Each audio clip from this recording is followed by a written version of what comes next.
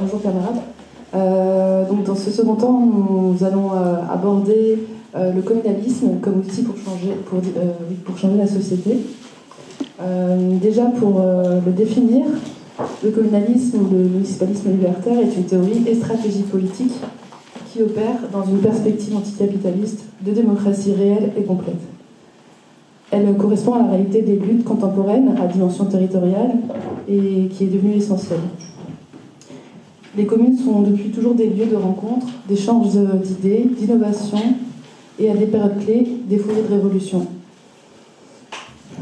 Au sein des villes, mais aussi des communes rurales, où la démocratie a émergé différemment, ça a été le cœur de ces communes dans lesquelles nous pourrons commencer à récupérer cette démocratie. La démocratie passe par l'appropriation collective des institutions, l'autogouvernement et la souveraineté populaire. Il s'agit de réinventer la démocratie à l'échelle des communautés locales, des villes et des régions.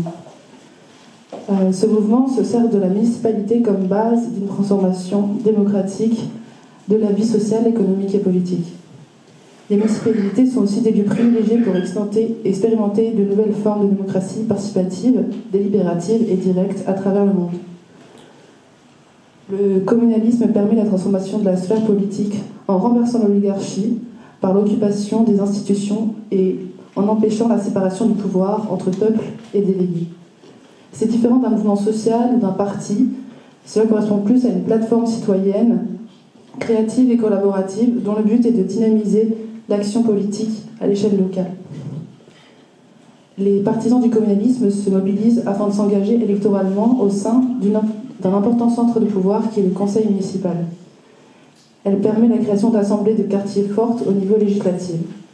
Et ces assemblées permettent de délégitimer et de destituer les organes étatiques qui contrôlent les villages, les villes, et ensuite permettront d'être le moteur réel de l'exercice du pouvoir. Quand un certain nombre de municipalités seront démocratisées de façon communaliste, elles se confédéreront et systématiquement au sein des ligues municipalistes remettront en cause le rôle des États-nations. Et grâce aux assemblées populaires et conseils confédéraux, elles tenteront de prendre contrôle de la vie économique et politique. Dans un premier temps, nous allons écouter l'association des Kurdes de Syrie de Paris, ONAI, et notamment avec leur membre Milena Rousseau, qui va nous parler de la stratégie, notamment, excusez-moi, je ne vais pas la relire, communaliste des Kurdes en Turquie, en Syrie et au Kurdistan. Et cette organisation internationaliste cherche à comprendre le communalisme et montrer que l'expérience communaliste peut se mettre en place par la confédération démocratique, c'est-à-dire dans laquelle toutes les nations et ethnies ont leur place au Moyen-Orient, car l'État-nation ne marche pas pour faire cohabiter autant de minorités. La pratique communaliste kurde au Moyen-Orient, c'est leur solution pour cohabiter de façon juste et durable entre les peuples. Du coup, j'ai des questions. Quel est le rôle actuel des révolutionnaires kurdes en Syrie au vu des derniers événements? Et qu'est-ce que la chute d'Assad change pour l'administration autonome? Bonjour à toutes et à tous. Je vais essayer d'être la plus synthétique possible parce qu'il y a eu énormément d'événements ces derniers jours. Comme vous pouvez le suivre sans doute en Syrie, au Kurdistan, même en Palestine, en Turquie, c'est très intense en ce moment l'actualité. Et donc je vais essayer de donner une compréhension la plus complète possible de ce que c'est que le confédéralisme démocratique, comment c'est pratiqué à l'heure actuelle, sachant que c'est on va dire avant tout une pensée politique et une philosophie qui a été développée par Abdullah Öcalan, le leader et le philosophe qui a notamment fondé la résistance armée et la résistance du PKK, et qui est actuellement toujours en prison à cause de ça. Et donc que c'est avant tout, on va dire, un idéal révolutionnaire. Et le Rojava, la région qu'on appelle le Rojava, qui est au nord et à l'est de la Syrie, essaye et applique au maximum du mieux qu'ils peuvent les idées de Abdullah Öcalan et les développe et les approfondissent et voit comment c'est possible justement dans la réalité de pratiquer ces idées-là, mais que ce qui est important de comprendre, c'est avant tout les idées portées par Abdullah Öcalan. Sachant que le processus révolutionnaire, c'est un processus, on n'arrive jamais à un achèvement complet du jour au lendemain, et c'est toujours un idéal vers lequel Voilà, on essaye d'aller. Et donc, je vais commencer alors par qu'est-ce que c'est que la commune, surtout au nord et à l'est de la Syrie. Donc il faut revenir un petit peu dans le temps où en fait la révolution en Syrie a permis de déstabiliser le régime d'Assad. Et à ce moment-là, c'était un élan révolutionnaire énorme pour les Syriens et pour toutes les populations et les ethnies vivant en Syrie. Donc qui ont mené en mars 2011 à des révoltes pacifiques qui ont été très durement réprimées par le régime d'Assad. Et à ce moment-là, il y a donc des Kurdes qui vont reprendre la ville de Kobané et défendre une autodéfense de la minorité kurde par la minorité kurde et fonder notamment les YPG et les YPG à ce moment-là et dire refuser le régime d'Assad, refuser aussi les forces djihadistes et les forces de libération syriennes qui sont à ce moment-là et dire on veut avant tout créer l'autodéfense de la ville. Par la suite, il va y avoir dans d'autres villes, dans d'autres régions à majorité kurde au nord et à l'est de la Syrie, d'autres mouvements, d'autres rébellions qui vont reprendre les institutions, reprendre les centres militaires de Assad et déclarer en fait en 2012 déclarer l'autonomie de la région. À ce moment-là, du coup, il y a aussi des négociations qui ont lieu avec le pouvoir d'Assad parce que on va dire le rapport de force est tel que les Kurdes vont pouvoir imposer à l'agenda étatique de Assad le fait de pouvoir porter une défense locale en fait de la région et de dire en fait nous ce qu'on veut c'est vivre sans État et créer un autre paradigme de société, un autre modèle de société et défendre du coup les idées portées par Abdullah Öcalan et portées par le PKK.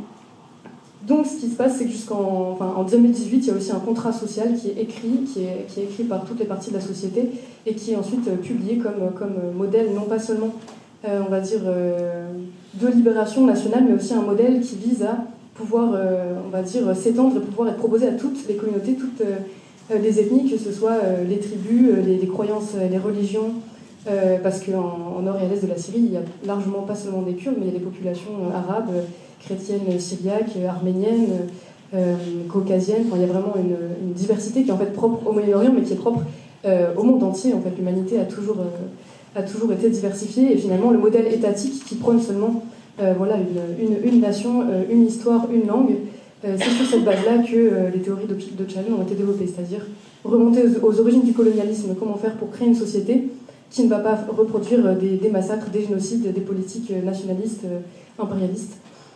Et cette proposition-là, elle est née de cette réflexion-là sur la colonisation des Kurdes. Sachant aussi que ce mouvement est à la base internationaliste. C'est pas un mouvement de libération nationale. Ça a des origines marxistes-léninistes et ça a eu pour vocation à un moment de libérer le territoire kurde pour créer une forme d'État marxiste, un État communiste kurde. Mais dans les années 90, il y a eu une réflexion, une autocritique en fait au sein du mouvement kurde qui s'est rendu compte que ce n'était pas suffisant. Parce qu'on peut voir actuellement que les populations, même si elles sont colonisées, mais elles sont oppressées, persécutées, ce qui se passe par exemple avec Israël, c'est qu'en reproduisant le modèle de l'État-nation, on ne fait que reproduire la mentalité étatique, la mentalité nationaliste qui vise encore qui continue les massacres et les génocides. Ensuite, dans les développements récents, je vais revenir ensuite sur le communalisme, un peu sur le système qui a été mis en place au Rojava. L'État turc n'a jamais cessé en fait de lutter contre ce mouvement et en fait derrière l'État turc c'est pas seulement les intérêts nationalistes de la Turquie mais c'est aussi les intérêts de l'OTAN, des États-Unis qui actuellement d'ailleurs ont provoqué, ont investi l'invasion investi le bousculement du régime d'Assad pour envahir l'administration autonome et qui se servent en fait d'Israël et de la Turquie comme des États vassaux, comme des pions en fait, pour avoir la mainmise sur le Moyen-Orient. Et donc il faut bien comprendre que ce à quoi font face actuellement les populations au nord et à l'est de la Syrie, qui ne sont plus seulement à majorité kurde mais également arabes, parce que depuis les années 2012, il y a eu énormément de discussions, de communication, c'est vraiment un processus sur le temps long, avec une négociation avec toutes les parties du nord et de l'est de la Syrie, y compris d'ailleurs des négociations bien avant la chute du régime d'Assad, avec les forces sur place, dont Al-Joulani, dont les HTS, dont l'ANS. En fait, il y a un processus de dialogue permanent pour savoir comment inclure enfin voilà, créer le confédéralisme dans toute la région de la Syrie. Et donc j'ai perdu. Oui, bien sûr. Oui, je voulais juste préciser que ça n'a jamais cessé d'être attaqué pour ces raisons-là. C'est parce que c'est un projet qui vise à détruire les formes d'impérialisme dans le monde, et que du coup derrière c'est aussi l'OTAN, et c'est aussi voilà, les forces impérialistes. Donc oui, le communalisme. À la base, au Rojava, les communes ont été créées parce que ça répondait à un besoin très direct et très primaire de population qui manquait de pain et de pétrole, qui avait besoin de se répartir de manière, on va dire, juste et égale entre toutes les quartiers et les villages pour avoir, au sein de la guerre, un approvisionnement un approvisionnement voilà, pour la vie quotidienne. Et que suite à ça, c'est une réflexion qui est née, comment, à partir de cet échelon qui est le plus... on va dire, c'est la première cellule de la société, c'est le voisinage, c'est le quartier dans lequel on vit, c'est le village dans lequel on vit. Et ensuite, créer à partir de cette redistribution des besoins premiers, aussi un pouvoir politique, un pouvoir décisionnaire qui vise à régler tous les problèmes de la société. Donc qui ont aussi pour but de redonner du pouvoir aux femmes et permettre aux femmes, notamment au sein de la guerre, de ne pas être attaquées, écrasées, notamment par des idéologies fascistes, comme on le disait tout à l'heure, l'État islamique, parce que la Turquie se sert aussi de mercenaires, de milices, comme actuellement elle essaye de le faire avec l'État islamique, avec les HTS et l'ANS en Syrie, pour détruire l'administration autonome et pour détruire, pour casser la population. Et donc c'est basé sur à la fois les premières nécessités, l'autodéfense, l'éducation et voilà, et les instances politiques. Voilà. Et donc c'est vraiment une idée. En Europe, on a l'habitude de dire que ça s'apparente aux idées de Morey Bookchin, qui est la reprise du pouvoir des municipalités, on va dire par le bas, et ensuite à partir de ça créer un système de confédération avec des délégations. Et donc en fait, par exemple au Rojava, il y a un peu trois parties. Il y a la partie où chaque communauté, donc chaque commune, a ses propres représentations, ses propres assemblées, ses propres conseils, avec toujours un système de coprésidence, un homme et une femme. Ça c'est quelque chose qui est assez unique aussi dans le monde, le fait que dans les municipalités, que ce soit au Rojava mais également en Turquie, cette idée dans toutes les sphères de la société, dans toutes les sphères de la vie, que ce soit dans le domaine de l'éducation, de l'économie, de l'agriculture, il y a toujours une organisation parallèle de femmes et donc une représentation aussi des femmes. Et donc le système de coprésidence qui est aussi une clé de voûte de ce communalisme. Donc il y a la partie civile avec les communes, il y a aussi une partie qui est plus, on va dire, syndicale, où toutes les corporations, en fonction des activités professionnelles, des coopératives, défendent aussi leurs droits en tant que travailleurs, travailleuses, et sont une sorte de contre-pouvoir en fait à l'administration autonome dans les communes, et en fait sont avant tout là pour défendre leurs intérêts. Donc il peut y avoir des syndicats d'étudiants, des syndicats de travailleurs, de travailleuses, d'agriculteurs et d'agricultrices. Donc voilà, il y a la partie syndicale, la partie plus commune, et la dernière partie qui est aussi tout ce qui est organisation politique, association, parti. Et donc ces trois organes sont en permanence en lien les uns avec les autres et discutent au sein du Congrès des peuples. Et le but c'est non pas de prendre des décisions par les hauts, mais vraiment de faire remonter à chaque fois tous les problèmes, toutes les solutions, toutes les propositions, toutes les critiques à partir de l'échelon de la commune. Et en fait, les personnes qui habitent là-bas le disent elles-mêmes, si on supprimait l'échelon de la commune, il n'y aurait plus de société. Et c'est ce qu'essaie de faire actuellement le capitalisme, c'est de détruire l'échelon de la commune. Comme nous, en fait, en Europe, en France, on a beau avoir des communes de petites communes, mais en fait, il n'y a pas de pouvoir local. Les personnes en fait, n'ont pas la possibilité ou n'ont pas le temps, ou en fait sont exploitées, ils ne peuvent pas en fait participer, je sais pas, à des assemblées de quartier, ou même d'être au courant en fait de ce qui se passe à l'échelle d'une municipalité, d'une mairie. On a des institutions bureaucratiques qui sont super compliquées à comprendre. Enfin voilà, on a vraiment dépossédé à l'échelle de la commune, et ce mouvement-là vise à reprendre en main ces questions, et notamment par l'éducation. Parce que aujourd'hui, ce qui se passe dans l'administration autonome, c'est ce problème. Évidemment, tout n'est pas rose, tout n'est pas parfait, et c'est pas parce qu'il y a, je sais pas, des villages de femmes, des maisons, des femmes qui habitent patriarcat, par exemple, une mentalité qui a mis 5000 ans à s'installer et qui va mettre aussi des générations et des générations à être détruites.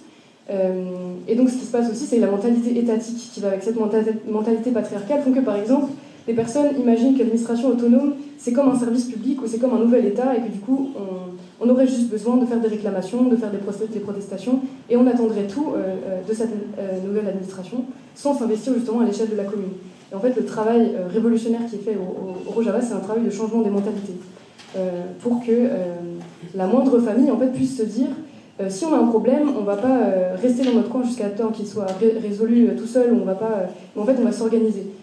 Et donc, c'est le succès de cette révolution et de ce processus révolutionnaire, c'est avant tout un petit groupe, une organisation révolutionnaire qui va toquer à la porte de chaque famille, toquer à la porte de chaque maison et leur faire prendre conscience que pour s'organiser et pour participer, pour régler leurs problèmes à l'échelle la plus locale, il faut participer, il faut s'organiser et prendre une participation active dans les conseils, dans les académies et dans les institutions de l'administration autonome. Je peux m'arrêter là, j'aurais encore plein de choses à dire, mais je pense que ça fait peut-être déjà le temps.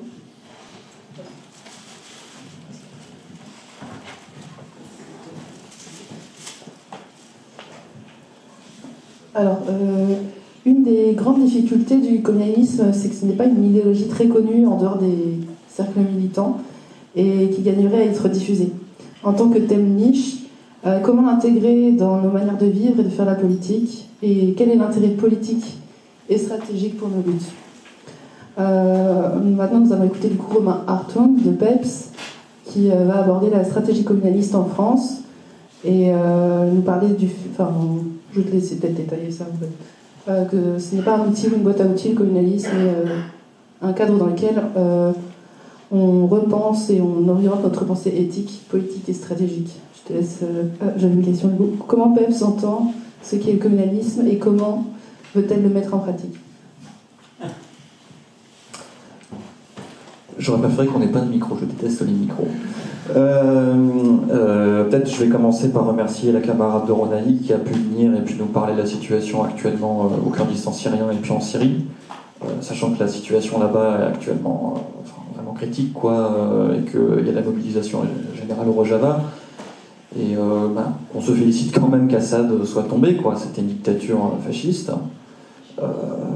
Et qu'aujourd'hui, nous particulièrement PEPS, on est évidemment attentifs à ce qui se passe, à ce qui se reconstruit sur les ruines du régime, et que la Syrie puisse emprunter une voie démocratique de manière sereine.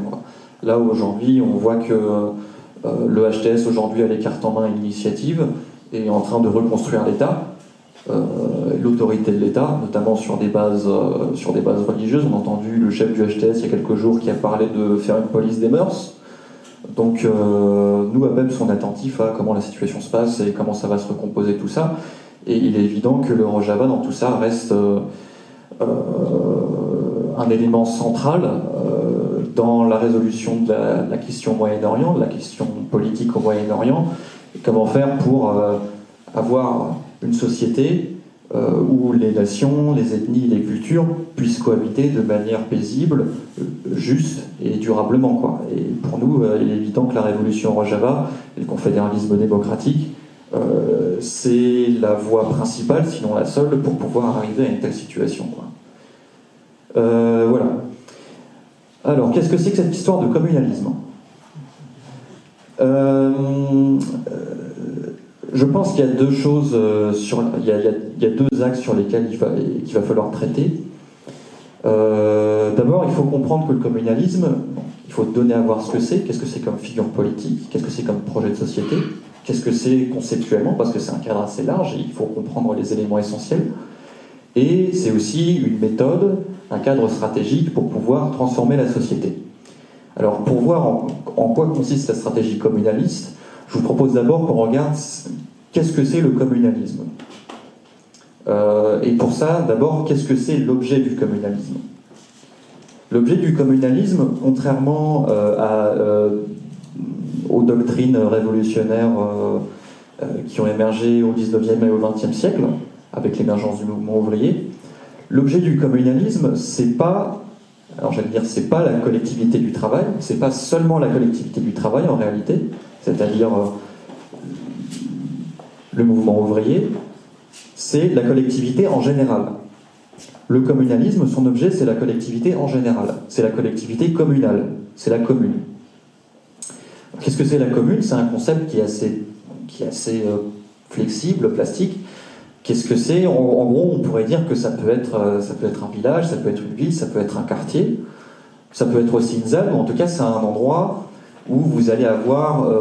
c'est un endroit où on va faire société, où une communauté va se constituer et se développer, développer son collectif, quoi.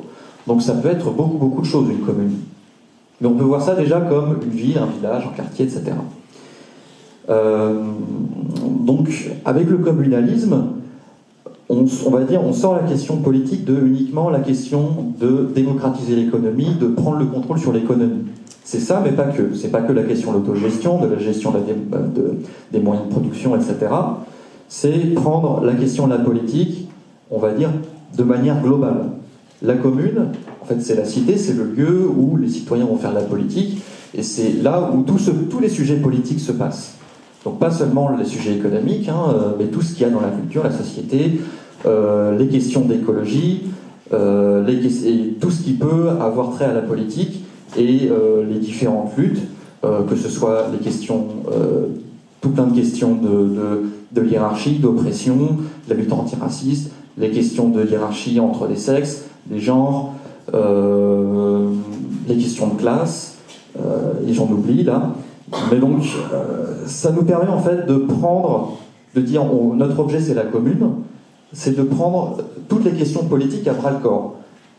Et dire, on va se concentrer sur la commune, on va refaire de la politique au niveau de la commune, ça permet en fait aux personnes qui vivent dans la commune, dans cette unité de base, de se réapproprier la politique.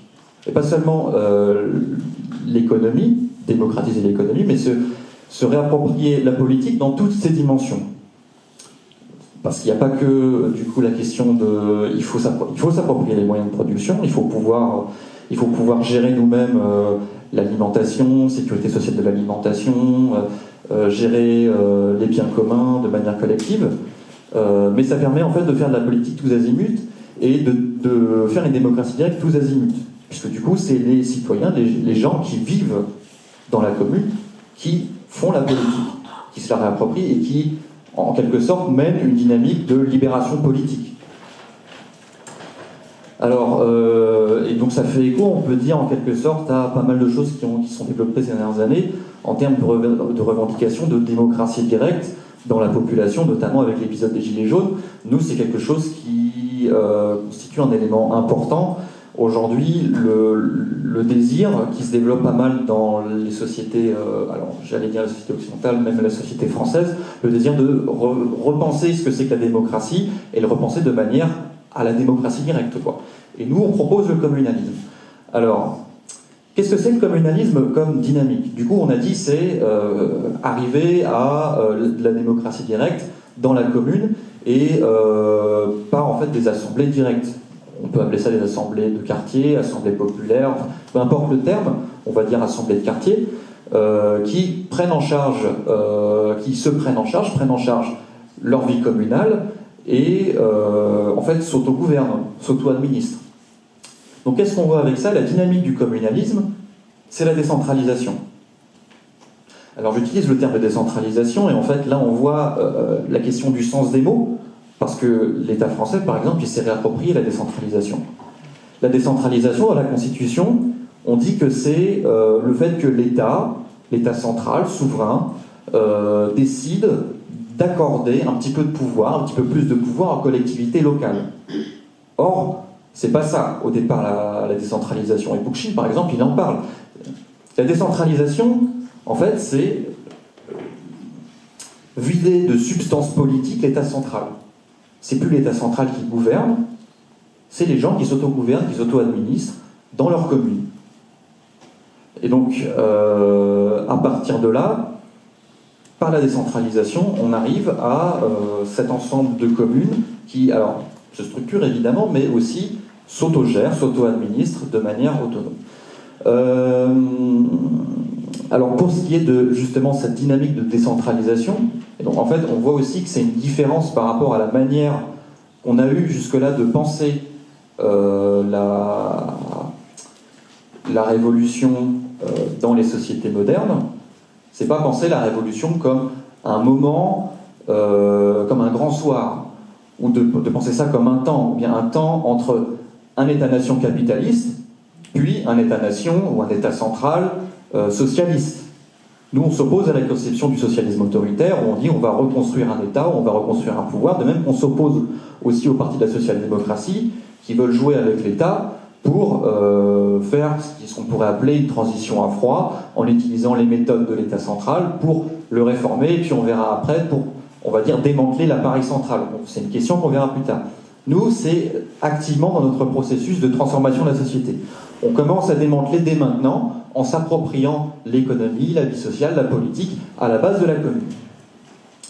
Alors, pour mieux éclairer ce que c'est que, du coup, une stratégie communaliste, j'ai pompé chez Bookchin une citation que je vais un petit peu... Voilà, on cite aussi nos doctrines. Ça arrive de temps en temps, on ne le fait pas souvent, mais je pense que c'est un extrait qui peut être intéressant pour comprendre les éléments clés d'une stratégie communaliste et après un peu parler dessus, les éléments essentiels. Tac.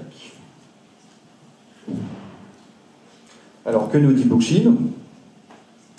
Par contraste avec différents types d'entreprises communautaires, telles que des garages du peuple, des imprimeries, des coopératives alimentaires ou des jardins urbains, les partisans du communalisme se mobilisent pour s'engager électoralement au sein d'un important centre de pouvoir, le conseil municipal, et essayer de l'obliger à créer des assemblées de quartier législativement fortes. Les assemblées, il faut le souligner, s'efforceront de délégitimer et de destituer les organes étatiques qui contrôlent leur village et leur ville, et par la suite, ces assemblées de quartier deviendront le moteur réel de l'exercice du pouvoir. Une fois un certain nombre de municipalités démocratisées d'après les critères communalistes, elles se confédéreraient systématiquement, contesteraient le rôle de l'État-nation et, à travers les assemblées populaires et les conseils confédéraux, essaieraient de prendre le contrôle de la vie économique et politique. Alors là-dedans, il y a plusieurs éléments qu'on peut souligner. C'est que la stratégie communaliste, c'est une stratégie d'autonomisation. Autonomisation, ça ne veut pas dire fuir la politique, ça ne veut pas dire essayer de construire son petit truc en autarcie. Autonomie, ça ne veut pas dire autarcie dans notre langage communaliste. Ça ne veut pas dire on va essayer de construire un petit truc dans notre interstice en se cachant de l'État. On n'essaye pas de vivre caché. Ça peut être une étape dans notre processus au communalisme, mais le communalisme, c'est un projet de réorganisation de la société. Repenser la société du point de vue de ses institutions, du point de vue de la culture politique, culture réellement démocratique, et c'est arriver à autonomiser les territoires, les localités du pouvoir central qui régit nos vies, et l'administration qui régit nos vies. Et en termes de pouvoir central, il n'y a pas que l'État, il y a aussi les monopoles, les grands monopoles économiques. Donc sur la question économique, on a aussi évidemment la question de faire revenir l'économie à déjà comment est-ce qu'on dit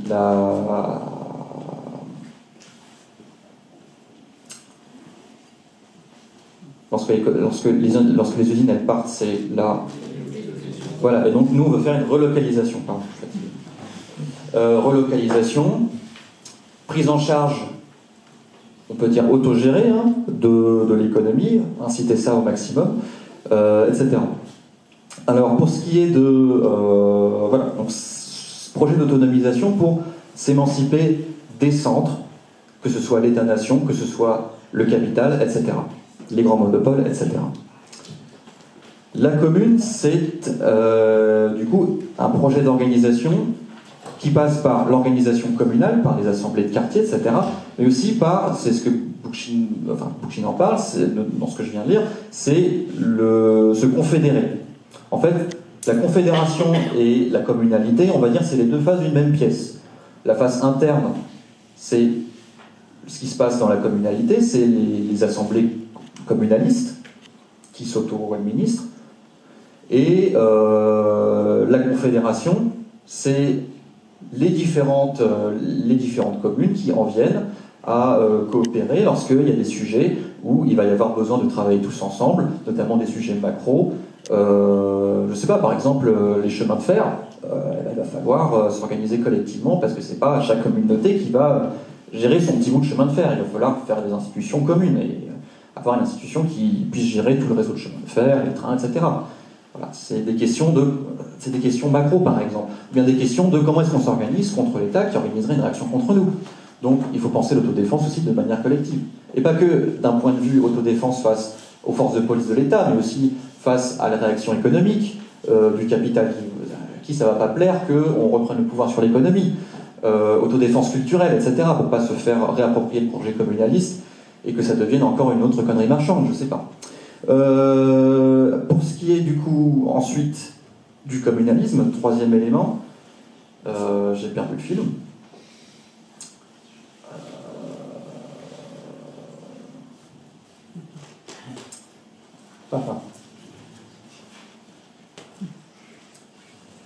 Je vais ressortir mes notes.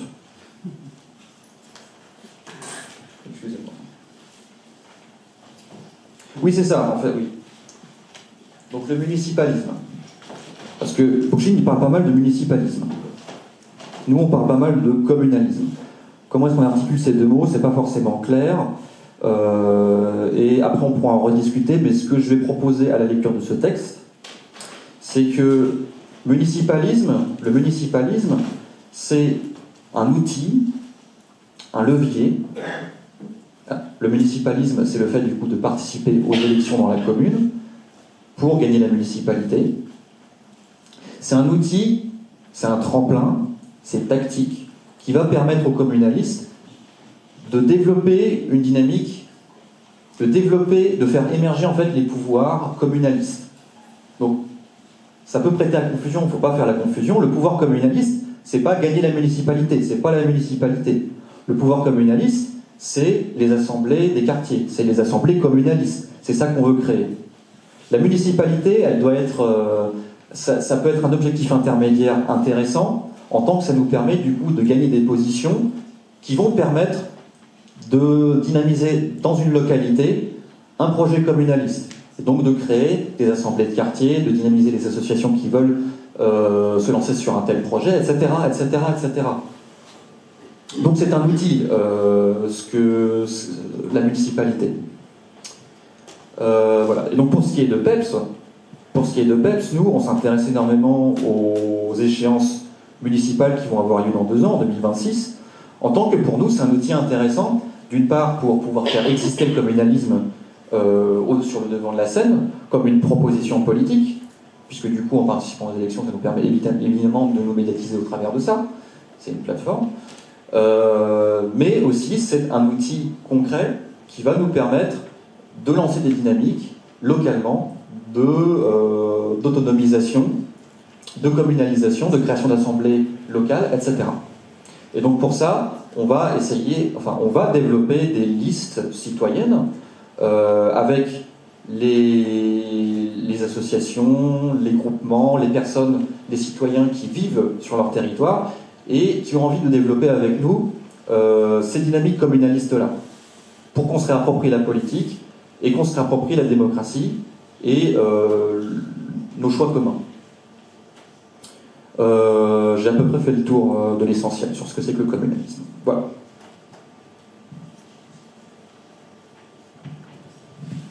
Merci à toi. Maintenant, nous allons écouter les camarades de UCL sur un point de vue libertaire, en premier lieu sur le réseau Action Commune. Donc Loïc Lecoeur, tu es militant au groupe local UCL de l'Orne, à Putange, une petite ville. Et depuis plusieurs années, vous menez une lutte contre la vidéosurveillance avec un collectif citoyen qui vous amène à vous interroger sur la manière dont on peut intervenir collectivement et politiquement sur une petite ville rurale. Et par ailleurs, cet été, tu as participé aux rencontres du réseau Action Commune à Vaour et tu nous feras part de ce que tu en penses, ce que tu penses être possible de faire dans le cadre d'une stratégie municipaliste, mais aussi avoir un point de vue critique sur tout cela et remarquer les limites, contradictions et incompatibilités. Ouais, c'est chaud. Bonsoir. Loïc, donc oui, je viens de l'Orne, une petite commune qui s'appelle Putange, 2300 habitants. Et suite à un projet de notre maire, de manière unilatérale, d'installer des caméras de vidéosurveillance pour regarder si jamais il y avait des vaches qui traversaient le village, sûrement, ou des choses comme ça, a imposé en fait un projet avec le conseil municipal. On a été un certain nombre de citoyens à être choqués de cette décision et surtout du processus démocratique en fait, qui résultait de cette décision. C'est-à-dire qu'il y a 3 personnes dans la commune qui, sous prétexte qu'ils étaient élus pour un mandat, ont décidé pour l'ensemble des habitants de les mettre sous vidéoprotection. Alors qu'on considérait que c'était un projet de société, un projet qui impactait fortement la vie de tous les habitants.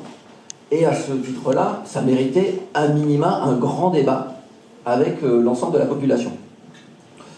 Et donc, ça nous a amené à nous poser la question comment on prend les décisions actuellement dans notre République, dans la commune, et qui est, comme tous les échelons de la société, profondément antidémocratique. Qu'est-ce qu'on peut faire pour changer ces choses-là ? Le communalisme est une des choses un des leviers d'action, principalement pour la commune, 2 leviers d'action. Mais on n'est pas arrivé en fait en lisant le Bookchin, nous on y est arrivé en fait en réfléchissant nous-mêmes de comment on pourrait faire et comment on pourrait expérimenter et utiliser tout un tas d'autres expérimentations qu'il y a en France, parce que nous sommes un collectif qui ne sommes pas élus, mais il y a une 60aine de communes en France qui sont élues et issues de collectifs citoyens, et dont le but est réellement de redonner un maximum de pouvoir à l'habitant. Dans les cadres, et ça c'est très difficile, dans les cadres de la République actuelle. Vous n'êtes pas sans savoir qu'aujourd'hui, on ne peut pas faire ce qu'on veut dans une commune. Il y a la hiérarchie des normes en France qui fait que il y a tout en haut. La Constitution, merci, cher camarade.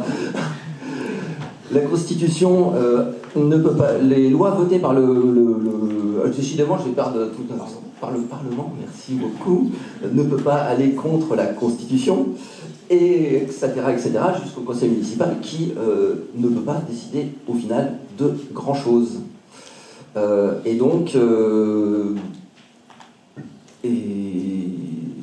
Donc c'est très difficile au final de choisir, même si on prenait la commune, toute sa hiérarchie des normes, le collectif citoyen et les habitants donc, de la commune ne pourraient pas décider au final d'énormes, de grands changements.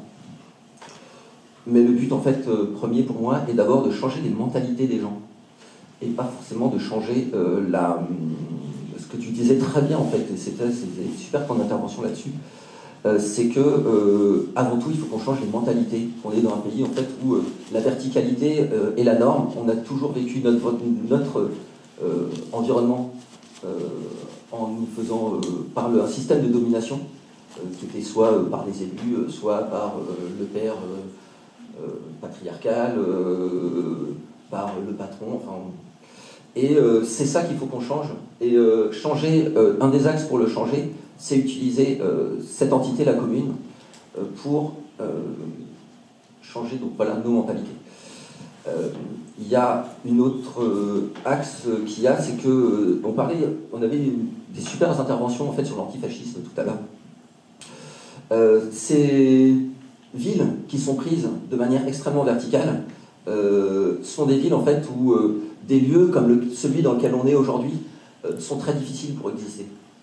Il n'y a aucune des villes comme Perpignan avec une police municipale qui est extrêmement violente envers toutes les minorités, tel que ça a été documenté dans la presse, nous montre un peu ce que c'est que des villes dirigées par le fascisme et de la manière la plus verticale et la plus violente qui soit. On a besoin d'avoir des villages, des villes qui soient des villages refuges pour les minorités, refuges pour tout un tas d'expérimentations et de promotions autogestionnaires, Et dans l'état actuel de notre République, c'est de plus en plus difficile d'avoir ce genre de lieux et d'endroits sûrs pour tout le monde. Et prendre en main avec des collectifs citoyens nos mairies, redonner le pouvoir, on s'aperçoit au travers de ces 60 élus, ces 60 communes élues en France de différentes tailles, de 150 à 90 000 habitants.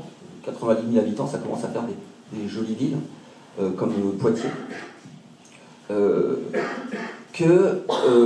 très très vite, quand on laisse les habitants décider, eh bien, énormément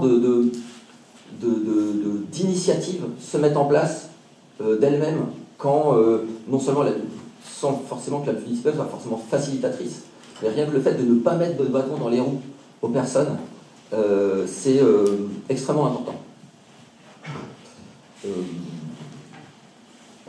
Mais il ne faut pas croire que ce sera un grand chemin tranquille, mais je pense qu'on va y revenir là-dessus dans le débat. C'est pas facile. Voilà, je pense que j'ai dit. Merci à toi. Alors maintenant, Guillaume Davranche, donc tu es membre du secrétariat fédéral de Union communiste libertaire, et également habitant Bagnolet. UCL n'aurait pas de position sur le communalisme ou le municipalisme, mais vous avez plutôt une réflexion critique, donc on est là pour vous écouter par rapport à votre point de vue sur la question, ce que vous en pensez. Ouais, merci. Alors effectivement, l'Union communiste libertaire, c'est une organisation qui prône dans son projet de société le fédéralisme. Donc autant dire que pour nous, la commune, effectivement, c'est extrêmement important. C'est l'échelon primaire, c'est l'échelon local, primordial dans lequel la démocratie directe, qui est notre projet politique, peut s'exprimer. Donc pour nous, c'est un truc extrêmement important. Et cependant, on a également conscience que dans le cadre du capitalisme, et dans le cadre du système étatique dans lequel nous sommes, il n'y a pas de compatibilité possible avec la démocratie. Il n'y a pas de démocratie possible dans le cadre capitaliste. Et donc, l'idée d'une stratégie de contre-pouvoirs municipaux qui se développerait, etc., nous, on n'a jamais intégré ça. Voilà. Clairement, ça nous a jamais pour l'instant paru pertinent. Néanmoins, voilà, il faut bien le dire, l'UCL, quoi qu'elle ait une position générale de boycott des institutions bourgeoises, il y a toujours eu effectivement un regard particulier sur la question de la commune, sur la question communale, et par exemple, il y a la possibilité au sein de l'UCL que soient autorisés des camarades qui le souhaitent à participer à effectivement des expériences communales de ce type. C'est déjà arrivé dans le passé, où on a en quelque sorte autorisé des camarades à se lancer dans ce genre d'expérimentation. Voilà.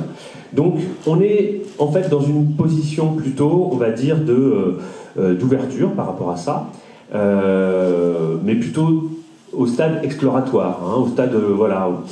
Mais on n'a pas par exemple de guide communaliste comme peut avoir PEPS, c'est-à-dire que nous c'est pas du tout intégré à notre stratégie politique. On ne va pas dire si les camarades participent à telle expérience communale, etc. Il faut en 5 points faire ci, ça, ça et ça pour éviter de faire n'importe quoi. Voilà, ce qui est le rôle d'un guide, ce qui est le rôle d'une stratégie en fait, de se dire comment on fait les choses. Alors comme on n'a pas véritablement de position très tranchée, qu'on est plutôt dans la réflexion, je vais aborder la question en fait en disant le communalisme, pourquoi oui ? Et puis le communalisme, pourquoi non, en fait, voilà, tout simplement. Et je pense que ça va permettre de débattre un petit peu de tout cela. Alors pourquoi oui ? Pourquoi oui ? Parce qu'effectivement, il y a un truc que vous avez dit qui est tout à fait vrai, c'est que dans la période actuelle, on voit que de plus en plus, il y a des contradictions fortes entre l'État central et les municipalités. Alors tout simplement, c'est la désertification des services publics, c'est la casse des services publics qui fait que aujourd'hui, dans un certain nombre de municipalités, notamment des petites municipalités, même quand elles sont de droite, on voit des élus locaux qui n'en peuvent plus, quoi, et qui se révoltent et qui disent mais c'est plus possible, on contrôle rien, on a le droit à rien et les services publics foutent le camp et nos communes sont en train de mourir. Voilà.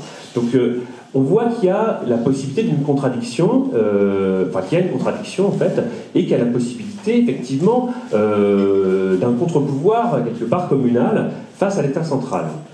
Donc ça c'est une première chose. Donc de ça c'est effectivement, on peut se dire pourquoi pas. L'idée de se dire Mais après tout, pourquoi pas récupérer, prendre le pouvoir dans des petites communes pour essayer d'en faire des espaces de résistance. Alors quand je dis espaces de résistance, ça veut dire des points d'appui pour les luttes. Par exemple, la commune de Melle, dans les Deux-Sèvres, elle a été un point d'appui important pour les luttes contre les méga-bassines. Voilà, très clairement. Et il y a d'autres exemples. La commune de Vaour, qui a accueilli le réseau Action Commune cet été. Tout ça, c'est des espaces possibles, c'est des points d'appui pour les luttes, pour les résistances. Mais un espace de résistance, ça peut être aussi de dire, bon, il faut remunicipaliser. Voilà. Remunicipaliser les services publics qui ont été privatisés, qui ont foutu le camp, et réussir à remunicipaliser un certain nombre de productions locales, peut-être, de services locaux qui disparaissent. Donc ça peut être un espace de résistance, peut-être aussi comme ça. Mais il y a le truc qui nous intéresserait le plus, en fait, dans tout cela, c'est la question, comme l'a dit Loïc, de la démocratie directe, c'est-à-dire de réussir à amener la population dans une logique d'intervention directe, d'intervention directe pour décider elle-même ce qu'elle souhaite mettre en place, faire, etc. Parce que pour nous, la démocratie directe, l'autogestion, c'est un but, mais c'est aussi un chemin. Et voilà, on est bien conscient que tout cela, c'est une pédagogie active, et que cette pédagogie autogestionnaire, elle se construit dans les luttes, et elle se construit dans l'expérience directe qu'on peut en avoir. Donc, c'est vrai que cet aspect démocratie directe, démocratie participative, etc., c'est quelque chose qui peut être tentant et même, il faut le dire, passionnant. C'est-à-dire que, par exemple, l'expérience de la démocratie participative qu'ils avaient mis en place dans la commune de Saillant, dans la Drôme, pendant 6 ans, c'est quelque chose qui est assez passionnant, à étudier ou voir la façon dont ça s'est passé. Ça peut créer une dynamique. Ça peut politiser la population, voilà, ça c'est fondamental. Donc ça crée une dynamique, ça politise, tout ça est très tentant, et on peut se dire, bon bah c'est vrai que dans cette mesure-là, en tant que révolutionnaire libertaire, on se dit mais c'est difficile de dire non à tout ça, voilà, tout ça est tentant. Alors maintenant je vais du coup aborder l'aspect plus critique, voilà, c'est-à-dire le pourquoi oui mais non. Pourquoi non? C'est pas un nom définitif que je fais là, mais en même temps, quand on étudie justement les expériences locales, et par exemple celle de la commune de Saillant, on voit tout de suite les limites, on voit tout de suite les obstacles, et on se pose la question de mais qu'est-ce qu'on aurait fait à leur place quand on voit un petit peu le résultat. La première raison pour laquelle on peut être un petit peu quand même méfiant et dubitatif, c'est en fait l'énorme limitation et l'énorme encadrement des communes, en fait, tout simplement en France. C'est-à-dire qu'aujourd'hui, les communes sont de plus en plus dépossédées de leur pouvoir. Alors, primo, par, comme le disait Loïc, la hiérarchie des normes et la réglementation. Secondo, les intercommunalités. C'est quand même un truc qu'on ne peut pas taire. Les intercommunalités, c'est en gros, les communes sont fortement incitées à s'intégrer à des intercos, sinon elles ont moins d'argent, puisque énormément de leur budget dépend de la dotation d'État. L'État donne plus d'argent si vous êtes dans une interco, mais quand vous êtes dans une interco, vous perdez énormément de pouvoir. C'est beaucoup plus technocratique et beaucoup plus éloigné des populations. Et quand je dis vous perdez du pouvoir, c'est que vous perdez la main, souvent, sur des secteurs entiers des services publics.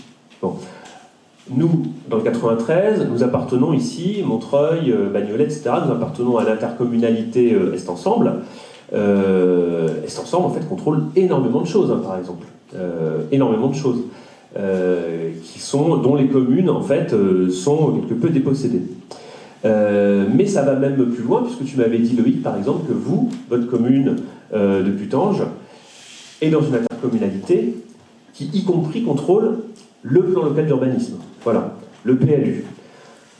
Le PLU, c'est quand même le truc politique fondamental dans la démocratie locale. Le PLU, c'est la question de l'aménagement du territoire. Qu'est-ce qu'on décide comment est-ce qu'on zone, en fait, notre territoire? Comment on fait le zonage pour décider ce qui va être dédié à l'habitat, ce qui va être dédié au commerce, ce qui va être dédié à ce qui va être constructible, ce qui va être inconstructible, etc., etc. Ça, c'est fondamental. Et ça, c'est un truc que même certaines communes aujourd'hui, elles ont perdu le contrôle de ça. Et puis, je ne parle pas aussi de tous les problèmes qui sont un héritage, on va dire, plutôt de la situation actuelle, du capitalisme, qui font qu'un certain nombre de communes se sont dépossédées aussi, tout simplement parce qu'elles ont passé des contrats avec des compagnies privées, par exemple sur la gestion de l'eau, des contrats qui parfois les lient pour 30 ans, 40 ans, 50 ans, et donc même ça, il faut attendre l'échéance du contrat pour se dire « Ah bon, on va essayer de repasser, de faire une régie municipale et un truc un peu démocratique. » Alors quand on a fait l'addition de tout ça,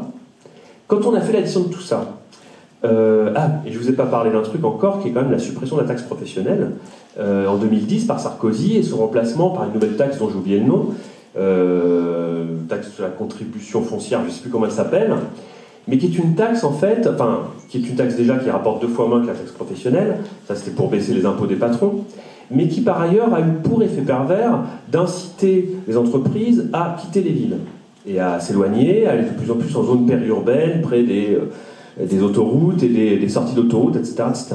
C'est-à-dire qu'en plus, il y a une baisse objective des recettes des communes, puisque avec la taxe qu'avait créée Sarkozy, eh bien, c'est l'État qui perçoit, voilà, encore une fois, et c'est l'État qui redistribue. Donc, quand on a additionné tout ça, les limites dues à la loi du marché et au capitalisme, les limites dues à la réglementation nationale, les limites dues aux intercommunalités, on se dit, mais qu'est-ce qui reste en fait à gérer ? Qu'est-ce qui reste à gérer ? Une toute petite part du budget, pas grand-chose, donc on se dit, bon, qu'est-ce qui va rester ? Il va nous rester en fait la démocratie directe qu'on va vouloir mettre en place, il va nous rester pas grand-chose, mais peut-être que c'est intéressant quand même. Peut-être qu'avec ce pas grand-chose, on peut quand même créer des dynamiques collectives, effectivement, des dynamiques collectives pour créer, je ne sais pas quoi, un lieu autogéré, pour créer des choses. Et malgré tout, ça peut être intéressant. Alors, je vais parler, et ça va être le dernier point, des limites de la démocratie directe dans le cadre de la société actuelle. Notre problème, c'est quoi ? Notre problème, par rapport à la société actuelle, c'est que c'est une société de classe. Et que dans ce cadre-là, la démocratie interclassiste, quelque part, va vite nous amener à nous cogner à certains murs. Alors je prends un exemple, parce qu'on a vu il n'y a pas très longtemps un documentaire très chouette sur la commune de Saillant, justement, où on voyait en fait les limites de la démocratie participative. C'est qu'en fait, tout simplement, dans une société de classe, je parle même pas des grands capitalistes, je parle tout simplement du fait que les gens sont propriétaires de leur maison, de leur terrain, de leur champ, etc. Au moment du débat sur la révision du plan local d'urbanisme, eh bien, il y avait tout simplement des gens qui ils peuvent être de gauche par ailleurs, mais par exemple, ils vont tout de suite penser avant tout à leur intérêt particulier. J'ai un terrain qui est constructible, il y avait un type qui résumait ça très bien dans le documentaire, il disait voilà, il y a des gens, ils pensent être assis sur un tas d'or parce que leur terrain est constructible. Au moment de la révision du PLU, vous posez la question de quand même réduire l'artificialisation et rendre ce terrain inconstructible. Ils se rendent compte que leur terrain ne va plus rien valoir. Ils pensent être assis sur un tas d'or, ils sont assis sur un tas d'herbe. Ils ont beau être de gauche, ils votent contre. On a cette limite, on a ce mur de la société de classe, qui fait qu'en fait, se dire la démocratie directe va nous permettre d'atteindre, de nous rapprocher en fait de l'intérêt général, alors c'est vrai que ça va permettre très certainement d'aller plus loin et de faire des choses plus intéressantes que quand on a un conseil municipal verrouillé par une bande de mafieux. Ça, on est entièrement d'accord, c'est sûr et certain. Mais on va avoir quand même cette contradiction un petit peu à l'intérieur même de la démocratie directe qui va nous limiter extrêmement. Puis après, il y a des limitations aussi un petit peu, encore une fois, qui tiennent à la société de classe, qui sont objectives. Qui attend de participer ? Qui attend de participer aux AG ? Qui est-ce qu'on voit dans les AG ? Est-ce qu'on ne va pas voir en priorité des travailleurs intellectuels, des CSP+, et des retraités ? C'est une vraie question. Voilà. Est-ce que les... Bon, après, c'est normal que ne viennent que les gens qui veulent. Donc les gens qui sont dans une logique individualiste, on va dire, et qui ne veulent pas s'emmerder à aller dans des AG, de toute façon, on ne les verra pas. Ça, de toute façon, on peut forcer personne. Mais voilà, on peut aussi se poser la question, de ce point de vue-là, de la hiérarchie des classes, de qui va être là et qui va, en quelque sorte, dans les assemblées générales, prendre les décisions. Bon, ça, c'est un peu gênant. Mais après, il y a encore une autre contradiction qui peut être embêtante, d'un point de vue démocratique. Imaginons qu'une commune dont on s'empare, on va en quelque sorte, on va remunicipaliser à fond, quoi, voilà. On va remunicipaliser à fond, on va développer les services publics à fond, et puis en fait, comme c'est déjà le cas en fait, dans plein de départements, la commune devient le principal employeur du coin. Voilà. Et donc, on risque d'avoir tout simplement des contradictions basiques, qui s'appellent la lutte des classes. Voilà, on sait qu'il y a un truc qui s'appelle l'État patron. Voilà, l'État patron doit dirige et fait travailler des millions de travailleurs du secteur public. La mairie patron, elle peut se retrouver également en contradiction avec des revendications sociales qui peuvent être légitimes des travailleurs municipaux. Et là, on peut se retrouver au cœur d'une contradiction qui est celle de « Ah oui, mais la population a besoin de tant de services. Ah oui, mais les travailleurs municipaux considèrent qu'on ne peut pas non plus faire autant de trucs avec les effectifs qu'on a, etc. » Et on peut se retrouver dans des contradictions qui peuvent être assez tendues et assez compliquées à gérer pour des militants autogestionnaires. Voilà, qui peuvent être à la fois au syndicat CGT des territoriaux et à la fois à la mairie. Bon. Mais ça, c'est des contradictions qui peuvent, pareil, exister, y compris sous le socialisme. Hein, donc, voilà, je dis juste que quand on fait le bilan de tout ça, on peut se dire, bon. Enfin, on peut y réfléchir à deux fois, quoi. En tant que militant révolutionnaire libertaire, on peut se dire, ok,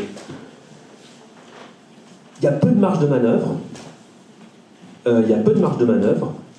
Est-ce que je risque pas de créer un peu des illusions dans la population en vendant la démocratie directe et les assemblées générales pour décider de trucs qui, en fin de compte, on va toujours dire « Ah oui, mais non, ça c'est pas possible, la réglementation. Ah, mais ça non, en fait, c'est pas possible, le budget. Ah, mais non, mais ça, en fait, ça va pas le faire parce que les travailleurs municipaux, ils sont déjà à bloc, ils sont à 37 heures par semaine. » On peut se dire « Bon, il va me rester quoi? Faire des mariages ?» Ça peut être un peu tendu. Et en même temps, moi je dis clairement, c'est des expériences, quand elles existent, qui sont absolument passionnantes, quoi. Qui sont passionnantes par les dynamiques qu'elles peuvent créer dans la population locale, et par aussi d'ailleurs des engueulades de fous, parce que quand on politise, on révèle aussi les contradictions de classe, hein, on révèle les contradictions de valeurs, et puis on crée des engueulades aussi, quoi. Voilà. Donc voilà, c'était un petit peu pour amener l'état un petit peu de la réflexion qui peut exister aujourd'hui à l'UCL sur tout ça. J'aurais encore d'autres choses à dire, mais je vais laisser le micro pour l'instant. L'état de la réflexion qu'on peut avoir, voilà, en discutant comme ça, sachant que, comme je le redis, comme je le répète, hein, il n'y a pas aujourd'hui au sein de l'UCL une ligne, une doctrine, il n'y a même pas eu de débat collectif réel sur cette question-là. C'est un petit peu plutôt l'état de débat. Merci Guillaume. On va passer peut-être maintenant aux questions. Merci. Oui. Merci pour les présentations, camarades divers et variés. Évidemment plein de questions, parce que comme l'a dit Guillaume à la fin, nous à l'UCL on n'a pas de position, donc c'est très intéressant et ça donne envie de poser plein de questions. Pour me limiter à une, j'avais une question, vous êtes plusieurs à avoir parlé de l'idée de village refuge, de changement des mentalités plutôt que d'évolution des rapports de force directement, parce que c'est là que ça peut vraiment pousser au niveau de l'expérience communale. Et c'est un peu la même question qu'on pose pour les ZAD ou pour tout un tas de choses, c'est est-ce que finalement créer un peu ces espèces de villages refuges où les gens progressivement deviendraient convaincus que en fait c'est cool la démocratie directe, mais qui par principe serait très localisé et attaché à un territoire, c'est pas s'isoler en fait du reste du mouvement social, ou alors est-ce qu'au contraire vous y voyez la base d'un nouveau contre-pouvoir, comme on pourrait dire, ou d'une nouvelle manière de changer les rapports de force à l'échelle de la société plus largement, en dehors de comment en gros sortir de cette expérience?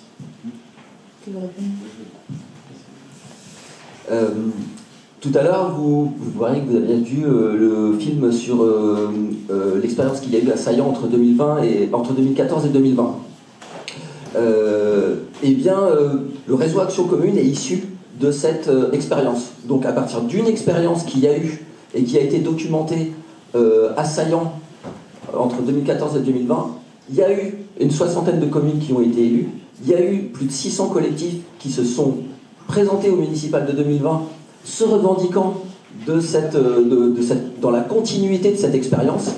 Et on espère que pour les municipales de 2026, il y ait plus de 1500 collectifs qui se revendiquent toujours de cette même mouvance qui se présente en France. Et on aimerait bien qu'ils soient tous élus, bien sûr. Donc en fait, je pense que ça démontre qu'il y a une démarche, quelque chose qui est en train de changer. Et à partir de cette expérience, voilà, il y a eu énormément de changements, en tout cas dans nos milieux en France.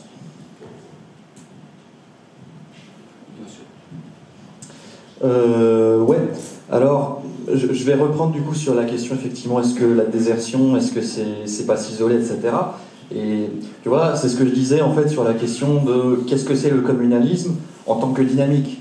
C'est une décentralisation qui se fait de manière globale. En fait, c'est pas l'autonomie telle qu'elle peut être comprise dans certains milieux militants comme une autonomie autarcique. Je construis mon petit milieu autonome dans un interstice et j'essaye de vivoter comme ça dans un interstice et de construire quelque chose, et qui est tout à fait louable, hein, éthico-politiquement, c'est génial. Mais en fait, on essaye de penser une perspective globale, on se coordonne, et ça, du coup, en fait, le communalisme n'a de chance, et ça rejoint en fait tout ce que tu peux avoir eu comme critique tout à l'heure sur le communalisme, est-ce que c'est pas des faux espoirs ? Le communalisme ne peut réussir que si il y a un mouvement de fond et un mouvement global qui fourmille en fait, et qui vient pas seulement dans des petites expériences locales et isolées, mais des expériences qui s'appuient les unes sur les autres, qui communiquent, qui se coordonnent. Donc ça en fait, comme dirait l'autre, il faut massifier le mouvement. Quelque part c'est ça, est-ce que ça devient une dynamique massive, est-ce qu'il y a un engouement qu'on arrive à créer autour du communalisme à terme, parce que du coup on ne dit pas c'est aux élections municipales dans 2 ans qu'on va jouer en fait le communalisme. Ça va être une première étape pour faire exister notre position, mais à la fin il va falloir qu'on lance en fait cette idée, qu'on la fasse exister pour qu'elle travaille dans le fond de la société, et qu'on fasse advenir en fait une autre mentalité, parce que c'est ce qui est revenu plusieurs fois dans la discussion sur la question de la culture. Il faut changer aussi la culture de la société. On est dans une culture centraliste, même aussi dans notre manière de concevoir la révolution, ce genre de choses, hein. Mais on est dans une culture centraliste où on conçoit la démocratie comme une échéance où tous les 5 ans, on va aller dans l'isoloir comme on va à l'abattoir pour choisir qui va nous exécuter, quoi, pour choisir le bourreau qui va nous abattre dans une liste qui est préétablie. Et donc c'est comme ça qu'on conçoit, c'est ça notre culture démocratique. C'est pas ça que porte le communalisme. De même, c'est en termes de culture démocratique bourgeoise, c'est le fait d'élire c'est des mandats représentatifs. C'est dans la Constitution française et dans plein d'autres systèmes juridiques, en fait dans tous les systèmes juridiques capitalistes. C'est j'élis un gars sur la base d'un programme et il fait ce qu'il veut. Voilà, il n'a pas un mandat impératif, il fait ce qu'il veut. Il est là pour représenter, mais il ne fait pas de clientélisme. Il fait ce qu'il veut une fois qu'il est élu. Nous, on dit non. Si on donne un mandat à quelqu'un, c'est pour qu'il l'exécute. Il a un cadre, il le fait, et puis sinon, s'il fait mal son taf, c'est tout à fait normal. S'il sort du cadre pour lequel il a été mandaté, c'est normal qu'on pose la question de la révocabilité. Ça va de soi. C'est aussi ça la culture de la... Voilà, c'est repenser une culture démocratique qui n'existe pas actuellement, hégémoniquement. Donc c'est un travail de culture, de reconfiguration de nos représentations, de notre imaginaire, et repenser en fait ce que c'est culturellement la démocratie. C'est pas que des institutions objectives, c'est aussi comment est-ce qu'on vit subjectivement la démocratie. Et donc ça demande un travail de lutte culturelle, de bataille culturelle, comme en fait ce qu'a fait le PKK pendant 30 ans. En fait, et là, tu pourras en parler mieux que moi, je pense, mais pendant des dizaines d'années, le PKK, il a travaillé la culture, notamment chez les Kurdes, et puis les populations qui pouvaient vivre dans les différentes zones du Kurdistan, pour amener un projet de confédéralisme démocratique qui ne va pas soit dans la modernité capitaliste, qui est une modernité centraliste, où on pense tout à partir du centre. Nous, on propose de repenser toute la culture à partir du territoire et on fait tout nous-mêmes. Mais donc, si on veut que ça marche, il faut que ce soit quelque chose qui se diffuse et qui prenne. Effectivement, si ça ne prend pas, on est mort.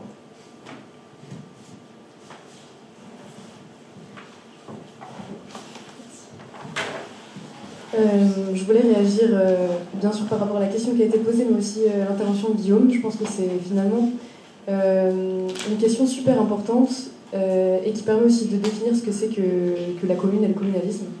Je voudrais poser la question, pourquoi est-ce qu'en France, finalement, on a du mal à engager des personnes à l'échelle de leur commune pour l'intérêt du bien commun, et non pas seulement y voir sa propriété privée, sa part de gazon. Et d'un autre côté, par exemple, quand on regarde, donc là je vais parler d'une partie du Kurdistan qui est en Iran, le Rojilat, des femmes yézidis qui ont vécu 70 génocides sur l'échelle d'une petite centaine d'années, qui ont un traumatisme psychologique et le fait de vivre à travers un régime islamique qui cherche à la fois écraser leur culture, à la fois écraser leur existence en tant que femmes, leur potentiel engagement politique et leur résistance quotidienne, finissent par créer des forces d'autodéfense, des écoles où aujourd'hui les jeunes femmes yézidis peuvent apprendre leur culture, défendre leur modèle de société. Pourquoi est-ce qu'en France, en fait, finalement, je pense qu'on rencontre les mêmes difficultés, c'est-à-dire c'est le problème de mentalité dont on parlait tout à l'heure. Et ces femmes yézidis, en fait, elles ont eu besoin d'un rapport de lutte. Elles ont eu besoin d'un rapport de lutte avec l'organisation révolutionnaire, avec des femmes qui se sont dit, si on veut réellement changer la condition de ces femmes, si on veut réellement en fait, faire en sorte que ces femmes aient un pouvoir dans la commune et recréer le pouvoir local et ne pas le laisser aux mains de Daesh ou aux mains du régime iranien, on a besoin de créer une organisation clandestine où les femmes peuvent s'éduquer, où les femmes peuvent prendre conscience de leur situation, de leurs problèmes. Sinon, en fait, ce qui se serait passé, c'est qu'elles seraient restées tout simplement au foyer et auraient peut-être même défendu le fait de rester des femmes au foyer. Donc en fait, on a d'un côté, je sais pas, en France, je pense que le parallèle est quand même intéressant à faire. En France, on a une classe moyenne qui s'est battue pendant des générations pour obtenir des miettes du capitalisme, des petites propriétés, et finalement se retrouve à défendre chacune leur part du morceau parce qu'elles considèrent qu'elles ont le droit de gagner ce qu'elles ont gagné et elles ont trop à perdre dans la lutte et dans la lutte pour le bien commun. Et de l'autre côté, des femmes qui... je sais pas comment dire... je veux juste dire que je pense que c'est important de redéfinir la commune comme en fait l'esprit communal, c'est l'esprit de lutte. C'est-à-dire c'est des personnes qui sont capables de se dire il faut aller voir chaque personne et politiser les problèmes qu'elles ont. Cette classe moyenne qu'on a en France qui va faire passer ses intérêts individuels, ses intérêts, ses privilèges vis-à-vis des propriétés qu'elles ont acquis ou de leur patrimoine ou leur privilège dans la société, leur faire comprendre qu'en fait ce n'est qu'une l'entourloupe de l'État. Ça peut pas fonctionner comme ça. On se bat toute notre vie pour obtenir un emploi, puis une retraite, et puis en fait c'est pas tenable non plus pour ces classes-là. Et je pense que on ne pourra pas obtenir de mouvements communalistes et de mouvements confédéralistes si on n'entre pas en lutte avec la population et qu'on n'analyse pas les problèmes de chaque personne, de chaque famille à l'intérieur d'un quartier. Et c'est pour ça que je pense que c'est assez réducteur finalement aussi de réduire le communalisme à une forme d'outil de participation, en démocratie directe, mais que c'est avant tout un problème de lutte et d'éducation au quotidien. Et par rapport à ça... Voilà, juste, je pense que la société, de manière générale, à cause de l'État, en fait, s'est construite dans un rapport complètement, traumatique, en fait, à elle-même, d'angoisse, de participation, de se sentir objet, en fait, se sentir manipulé. Même jusqu'en France, en fait, on voit aujourd'hui, la plupart des personnes n'ont pas du tout confiance en les institutions politiques, n'ont pas du tout confiance, même parfois à l'échelle de leur propre mairie. Les Gilets jaunes, je pense que le bilan est aussi intéressant là-dessus, parce qu'il y a eu des tentatives aussi de créer ne pas rester isolé à l'échelle de conseils de quartier, mais de créer une sorte de confédération, l'Assemblée des assemblées. Et finalement, ce qu'on a vu, c'est que ce traumatisme est ressorti. Et la plupart des Gilets jaunes disaient on ne veut pas de représentants, on ne veut pas de délégués, parce que, en fait, ça veut dire on va se faire manipuler, on va se faire instrumentaliser. Et moi, je pense que c'est sur ce traumatisme et sur cette mentalité qu'il faut essayer de gagner le cœur des gens. On leur dit en fait, vous avez le droit à l'existence, vous avez le droit au pouvoir politique, et donc analyser en profondeur quel est l'impact en fait de l'ennemi capitaliste sur la mentalité des gens. Je pense que voilà, l'esprit communal pour moi c'est ça, c'est arriver à très bien comprendre l'ennemi, comment est-ce qu'on reproduit aussi à l'intérieur de nos mentalités le fait de s'enlever nous-mêmes du pouvoir et avoir un rapport de lutte révolutionnaire à la société. Merci beaucoup. Là, est-ce qu'il y a d'autres questions? Oui, Patrick. Oui, mais ce ne sera pas nécessairement une question, mais plutôt un débat avec Guillaume, si tous les autres. Mais pourquoi? Parce qu'en fait, on est en train de discuter de quelque chose qui n'est pas la question de la commune, en fait, qui est la question de la conception de la révolution. C'est-à-dire que c'est la question du pouvoir, comment on construit le pouvoir populaire. C'est un peu ce que la camarade Lorana vient d'expliquer. Et je crois que la différence qu'il y a, on n'a pas beaucoup de différence entre PEPS et l'UCL en réalité. À 95%, moi quand je dis ce qu'il y a dans les journaux de l'UCL, je suis d'accord. Mais ce qui nous différencie, c'est 5 à 10% qui sont très importants. C'est comment on construit le pouvoir populaire.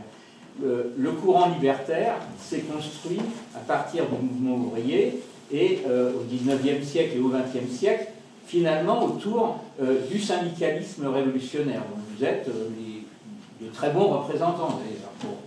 Mais aujourd'hui, avec la disparition des grandes entreprises, avec la fragmentation du travail, etc., la question fondamentale, c'est que ce n'est plus seulement à partir de l'espace du travail qu'on peut construire quelque chose, mais à travers l'espace de la commune. C'est-à-dire, par exemple, et ça a toujours existé d'ailleurs, les sections révolutionnaires des sans-culottes, quand ils prennent le pouvoir en 89, 94, etc., ce sont des expériences communales de prise en main du pouvoir populaire par la population. La Commune de Paris, c'est exactement pareil. Et on pourrait citer plein d'exemples, du Chiapas au Rojava, en passant par la Révolution espagnole, etc. Le débat, et Bookchin l'a vécu dans sa chair, puisqu'il était d'abord stalinien, ensuite il a été trotskiste. Et pourquoi il est devenu libertaire et ensuite écolo? Parce qu'en 46-47, il y a eu une grande grève, là où il travaillait, dans une entreprise de métallurgie, en tant que militant syndicaliste et trotskiste, et ils ont gagné la grève. Et ce qu'il a constaté, c'est un peu ce que tu as constaté sur les communes, c'est-à-dire que les ouvriers autour de lui, ils étaient un peu réformistes, quoi. C'est-à-dire qu'ils voulaient simplement gagner la grève, et donc gagner le bout de gras, l'augmentation du salaire, et tout ça, ce qui est tout à fait légitime. Mais Bookchin, dès qu'il avait été adolescent, il s'était battu pour la révolution. Et il s'est dit, la révolution, elle n'est pas simplement dans l'usine et dans la défense des intérêts matériels, etc., etc. Et il a commencé à réfléchir sur ces questions de comment on construit le pouvoir populaire à partir d'autres choses, et notamment à travers de la commune. Donc ce qui nous différencie un peu, c'est cette conception au fond de la révolution. Parce que moi, je ne suis pas contre le syndicalisme, au contraire.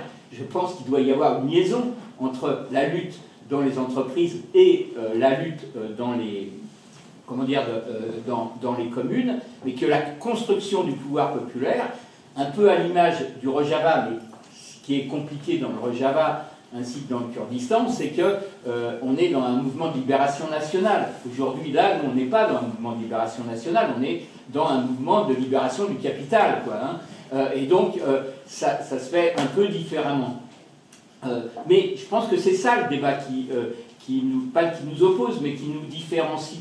Et si on arrivait à trouver une synthèse entre la façon de construire dans les lieux de travail et de la façon de construire dans les lieux communaux, et à travers la question écologique. Pourquoi? Parce qu'avec les ravages du capitalisme, c'est la communauté terrestre qui est aujourd'hui en danger. Ce n'est pas simplement la classe ouvrière. Donc voilà, je pense qu'il faut reposer les problèmes de façon véritablement politique. Quant à Saillant et ça, il ne faut pas non plus tout mélanger. Saillant, comme action communale d'ailleurs, c'est des expériences extrêmement intéressantes, mais c'est des expériences qui ne sont pas communalistes. C'est des expériences qui sont citoyennistes. C'est-à-dire que, et c'est pas exactement pareil. Ce que je veux dire par là, c'est que les gens se concentrent à Saillant, et je pense que ça a été une erreur dès le début d'ailleurs, uniquement sur la procédure communale, c'est-à-dire comment on organise la liste, comment elle se démocratise, etc., et pas sur le programme. C'est-à-dire que vous rencontrez des gens qui, par exemple, sur la question du programme, peuvent être pour le nucléaire, mais pour un point de vue complètement démocratique de l'organisation des listes citoyennes. Donc, moi, je me réfère au communalisme en tant qu'expérience de pouvoir populaire à partir d'un programme de fond qui soit un programme de rupture avec le capitalisme et pas un programme uniquement réformiste, quoi, hein, même qui peut avoir des aspects même complètement contre-révolutionnaires, comme par exemple la question du nucléaire. Saillant n'était pas pour le nucléaire, mais c'est un exemple que je veux donner en disant que la question du programme, elle est très très importante et elle est pour moi plus importante que la simple organisation démocratique de la liste citoyenne. Voilà. Je vais juste faire une réponse. La question que tu poses, camarade, ça fait sérieux de dire ça. Non, mais la question que tu poses, on est au cœur, vraiment, on est au cœur de la question de c'est quoi l'action de, enfin, c'est quoi l'intérêt de l'action de masse. L'action de masse, c'est quand tu vas faire de la politique avec des gens qui ne sont pas convaincus qu'il faut renverser le capitalisme, voilà, mais que tu vas essayer de faire prendre conscience au moins de leurs intérêts sociaux, leurs intérêts démocratiques ou quoi, et avec lesquels tu vas faire de la politique, et tu te dis que grâce à la dynamique de l'action, etc., qui peut être l'action syndicale, qui peut être l'action communale, tu vas faire monter le niveau, quoi. Voilà, tu vas faire monter le niveau. Peut-être les gens ils regarderont un peu moins ces news, et peut-être qu'ils discuteront un peu plus avec leurs voisins, et que donc tout ça, voilà, l'un dans l'autre, on va vers du progrès. Et donc c'est une bonne logique. C'est une bonne logique. Mais attention, voilà, là où il ne faut pas être naïf, nous-mêmes en tant que militants autogestionnaires, c'est que il faut bien avoir conscience, et c'est très important, que la démocratie, c'est pas toujours les gentils qui gagnent. Hein. C'est vrai dans le mouvement ouvrier, hein, parce que voilà, on n'est pas que des militants anticapitalistes et autogestionnaires dans le mouvement syndical, très loin, on est très minoritaire en fait en réalité. Voilà, donc c'est une chose. Mais à l'échelle de la commune, c'est pareil. Et là, je remets un tout petit peu en cause la dichotomie que tu as faite entre, en disant Saillant, c'est citoyenniste, c'est pas pareil que du communalisme. Je remets un peu en cause ce que tu dis. Pourquoi ? Parce qu'à Saillant, le but, ça a été de faire participer la population, effectivement, dans une logique démocratique, et tu dis, bah, tout ça c'est bien, il va y avoir un mouvement glorieux qui va aller de l'avant, etc., et on va faire monter le niveau. Bon. Sauf que, c'est pas toujours les gentils qui gagnent. Et c'est-à-dire que, des fois, quand certains sujets un peu tendus ont été posés, assaillant par exemple la création de l'accueil, d'un centre d'accueil pour migrants, pour réfugiés, qu'est-ce qui s'est passé ? Il y a eu un débat, et puis en fait, la majorité de la population n'a pas voulu. Qu'ont fait les élus autogestionnaires ? Évidemment, les élus autogestionnaires, ils ont fait quoi ? Ils ont appliqué. Parce qu'évidemment, tu ne peux pas dire « Ah bah, vous êtes cons, vous avez rien compris, on va quand même créer un centre d'accueil de réfugiés. » Voilà, ça aurait été une catastrophe totale, évidemment, à tout point de vue, quoi. Donc évidemment, ils ne l'ont pas fait. Ils ont rongé ils ont mordu leur poing, ils ont accepté, évidemment, la décision majoritaire. Bon, ça, c'est pour dire que, voilà, la démocratie, nous, on y croit, dans le sens où on pense que élever le niveau, politiser, ça va tendanciellement améliorer les choses, mais il y a des fois où on perd. Voilà. Il y a des fois où on perd sur les valeurs, quoi, sur des choses importantes. Maintenant, après, donc moi, je récuse un peu l'histoire de dichotomie entre citoyennisme et communalisme. Tu vas toujours retomber, en fait, à partir du moment où tu donnes la parole, à partir du moment où tu instaures un espace démocratique où tout un chacun peut s'exprimer, tu prends le risque qu'il n'y ait pas que des gens de gauche, mais aussi des gens qui soient, voilà. Évidemment, tu prends ce risque. La liste, elle défend quelque chose. Oui, alors là, et c'est là que je termine là-dessus. Moi, ce que j'en vois, ce que j'en ai vu, en tout cas, de l'expérience de Saillant, de loin, de très loin, c'est qu'en fait, les militants gestionnaires qui portent le projet communaliste, ils courent deux lièvres. Et ils ont raison de courir les deux lièvres, hein, par ailleurs. Il y a un lièvre programmatique et il y a un lièvre démocratique. Le lièvre programmatique, c'est de dire on va s'emparer de la commune pour faire ci, ça et ça. On va empêcher l'hypermarché de s'installer, on va créer un centre d'accueil de réfugiés, on va ouvrir une salle des fêtes autogérée, etc. pour les assos, on va remunicipaliser la flotte. Bon, ça, c'est le lièvre programmatique. Le lièvre démocratique, c'est on va mettre en place des assemblées générales, des comités de pilotage, des comités de machin, des commissions où les gens pourront venir s'exprimer, etc., etc. Et puis on se retrouve des fois dans un truc un peu usine à gaz aussi, hein, voilà, ça fait partie de la démocratie, un peu usine à gaz aussi. Bon. Et puis des fois, les deux peuvent rentrer en contradiction. Voilà, tout à fait. Et donc là, c'est ce qu'on voyait dans le documentaire sur Science, c'était des fois la frustration qui était exprimée par les élus municipaux, en fait par tout le collectif autogestionnaire qui avait porté ce projet, la frustration exprimée de dire ok, on a fait des commissions, des machins, des comités, des AG, mais à l'arrivée, qu'est-ce qu'on a réalisé? Il y a aussi, c'est une question, je pense, qui taraude tous les militants, c'est à un moment donné, on a besoin de sentir qu'on a réalisé quelque chose. Voilà. Qu'est-ce qu'on a accompli? Et bien là, c'est vrai qu'ils étaient un peu... ils ont perdu les élections en 2020. Je dis pas du tout que ça veut dire... C'est pas parce que tu perds les élections que tu avais tort, hein, je dis pas du tout ça. Mais ils ont perdu les élections en 2020, aussi peut-être parce qu'ils étaient un peu épuisés par le truc, un peu frustrés du résultat. Il y avait, je sais pas, la moitié des gens qui voulaient pas se représenter, parce qu'ils étaient un peu éreintés, et puis certains frustrés vraiment, de se dire, mais il y a des fois, nous on aurait voulu gagner des trucs, et en fait, la partie programmatique, on n'a rien pu faire parce que la réglementation, faut faire ceci, faut faire cela, les obligations étatiques, et en fait, tout ce qu'on aurait voulu faire de progressiste, on va dire, on n'a pas réussi, quoi. Voilà.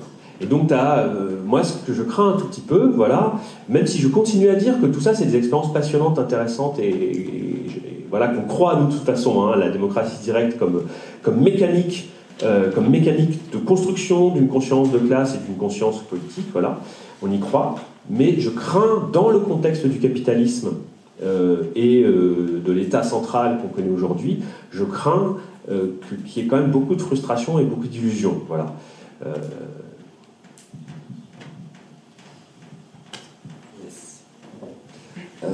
Déjà, en fait, le but, il est d'aller prendre des communes par le vote. Et avec un projet anticapitaliste aujourd'hui, on n'arrive pas à prendre une commune. Malheureusement, en fait, va chercher dans tous les petits bleds dont on habite, en fait, à partir du moment où tu dis où tu es anticapitaliste, etc., c'est très difficile d'exister et d'être audible auprès juste de la population, quoi. Alors, et ça met du temps à faire changer les mentalités, mais malheureusement, on doit avoir un discours, on peut être, dans les faits, l'être, mais affirmés par les mots qu'on utilise, nous, militants, au quotidien, ils sont difficilement audibles par la population, et surtout sur un projet pour se faire élire. Ensuite, en fait, le réseau Action Commune, en fait, il a une vraie stratégie de long terme communaliste. L'objectif, il est d'aller chercher un maximum de communes, et ensuite, pour aller les fédérer. Et c'est un projet vraiment dans la lignée des théoriciens dont on a parlé. Ensuite, pour nous, alors je vais revenir un peu par exemple aussi sur notre cas à Butange. Nous, on est parti en effet sur une lutte pour les caméras de surveillance. Pardon. Oui. Merci. Oh là là. D'un coup, je suis devenu de droite. C'est une nouvelle position du CEL. Voilà. Alors, quand je parle nous, en fait, je parle pas de l'UCL, je parle d'un collectif citoyen dont je fais partie. Ici. Hein. Et ce qu'on a toujours dit auprès de la municipalité, des habitants, c'est qu'en fait, on pensait que c'était un projet de société et on voulait que la municipalité organise un référendum citoyen.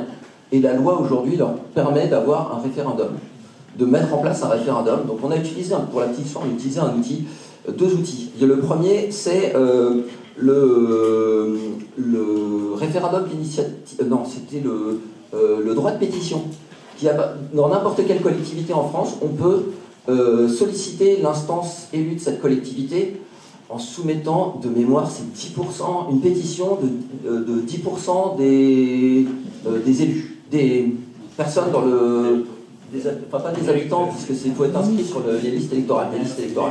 Des électeurs, merci.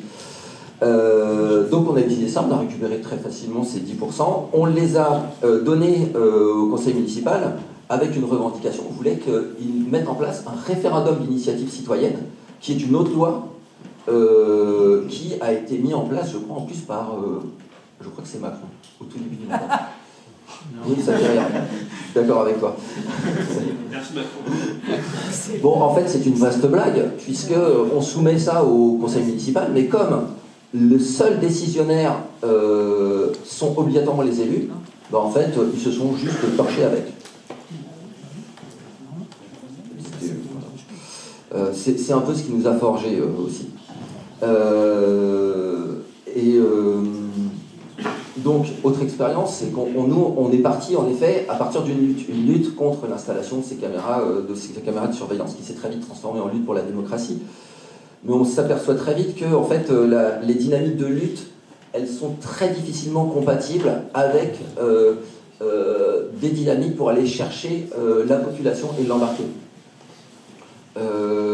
Et donc là, on est en train d'essayer de faire un peu fi de notre passé, c'est moche, mais de notre passé en fait de lutte contre les caméras, surtout que maintenant elles sont installées, pour repartir en fait vraiment dans une démarche citoyenne et uniquement sur la démocratie, parce que avec ce projet de lutte contre les caméras, même si on a eu des belles mobilisations avec plus d'une centaine de personnes pour un village de 2300 habitants, c'est plutôt pas rien, mais en fait on n'arrive pas du tout à les embarquer, quoi. Et ce passé de lutte, on le traîne au final comme un boulet. On a l'impression qu'on le traîne comme un boulet pour aller chercher la commune. Et c'est des choses qu'on retrouve aussi dans d'autres collectifs, parce qu'il y a beaucoup d'autres collectifs qui sont issus de listes, qui sont issus de collectifs en lutte, comme nous. Et tout l'enjeu, c'est de réussir à transformer un collectif en lutte en un projet de territoire. Et ça ne se fait pas naturellement. C'est même assez difficile à faire.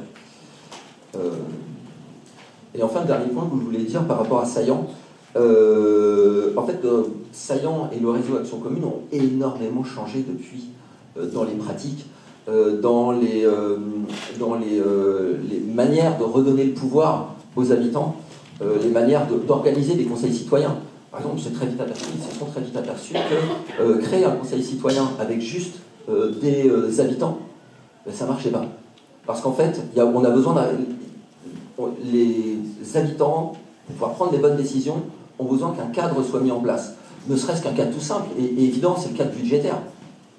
Si on crée un conseil citoyen et qu'on lui laisse le choix de faire ce qu'il a envie, qu'il veut envie de faire, une médiathèque de malades dans un petit village de 100 habitants, on va avoir un problème budgétaire pour créer cette médiathèque.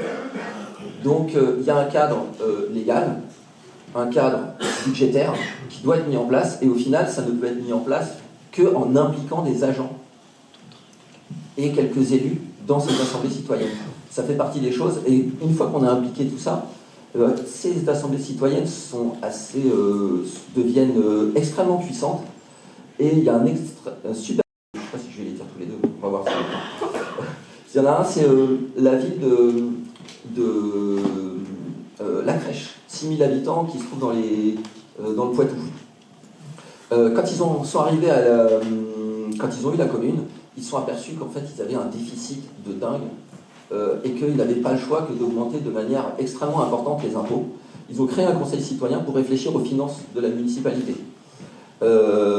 Et ce sont les habitants donc eux-mêmes, tirés au sort, qui sont allés chercher chez les gens, qui sont allés chercher chez eux, etc. Vraiment des habitants pluriels et pris dans toutes les classes qu'ils avaient et dans tous les quartiers de la ville. Et à l'unanimité, c'est eux qui ont décidé qu'on allait augmenter les impôts. Et l'autre exemple, c'est à Poitiers. Poitiers, ils font des choses assez incroyables. Ils ont mis en place une sorte de constitution municipale qui a été décidée par les habitants eux-mêmes. Donc quand ils sont arrivés en 2020 à la commune, ils ont commencé par mettre en place une assemblée citoyenne pour définir quelles allaient être les règles de prise de décision de la commune. Et on est issu en fait d'une autre assemblée qui, elle, en fait, allait travailler sur les sujets.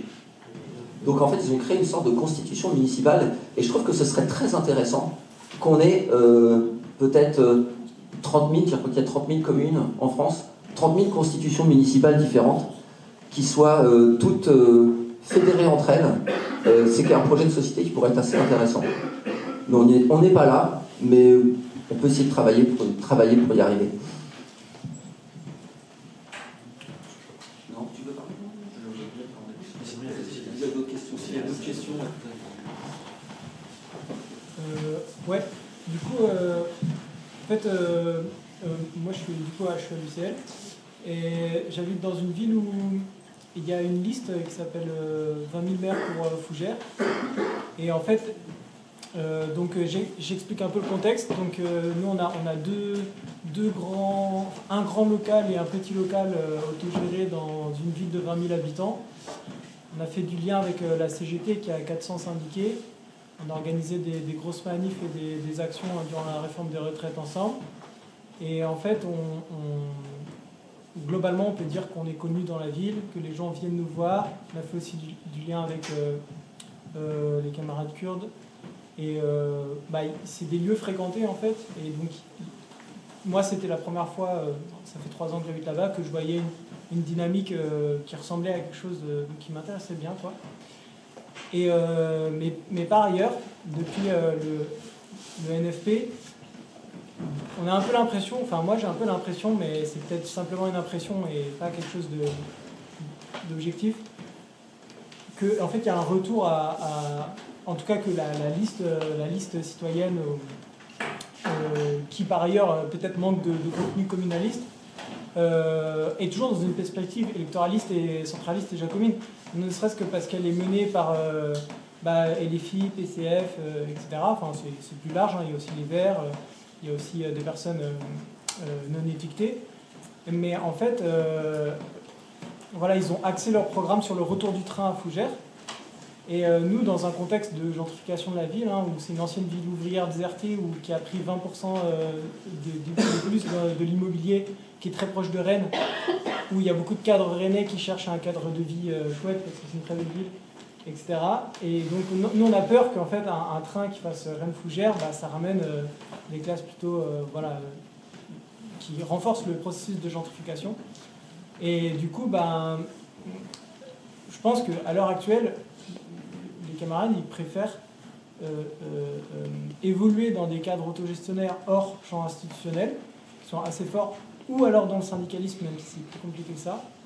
Et la plupart de mes camarades, et moi-même, à vrai dire, je dois dire qu'on n'arrive pas à avoir la perspective de participer à une liste qui s'appelle 20 000 maires comme Fougères, d'autant plus que le nom, je trouve qu'avec tous les exemples de contraintes institutionnelles qui s'appliquent à des camarades d'autogestionnaires qui prendraient une mairie, et pour moi, c'est vendre un rêve irréalisable. Il n'y aura pas 20 000 maires dans notre ville, c'est pas vrai. Et le contenu ne sera pas réalisé pour autant, c'est pas vrai non plus, puisqu'en plus il y a l'intercommunalité avec une vraie mafia locale qui a la main sur la ville depuis des années, qui est passée, qui fait des liens à droite, qui va déverser ses déchets dans un champ où les maires sont en bisbille avec machin et tout. Enfin voilà, du coup, ma question serait peut-être, du coup, j'ai compris qu'il y avait un aspect presque national, quoi, échelon fédéral, quoi. S'il y a une dynamique, si on est plein à prendre des mairies, il y aura une dynamique, mais ma question c'est genre au point de vue du contenu, dans les 5 points que j'ai entendus, qu'est-ce que vous diriez à un camarade autogestionnaire ouais, on va à la mairie, t'inquiète camarade, on va appliquer les 5 points, mais en quoi ces 5 points vont... Voilà, c'est un peu... Je peux répondre. Ma question est assez fine. Il y a énormément de communes, des fois élues, qui se disent participatifs et qui en fait c'est juste une grosse mascarade. Et il y a même des tas de collectifs d'ailleurs qui se disent aussi des collectifs participatifs et qui au final sont portés par des partis.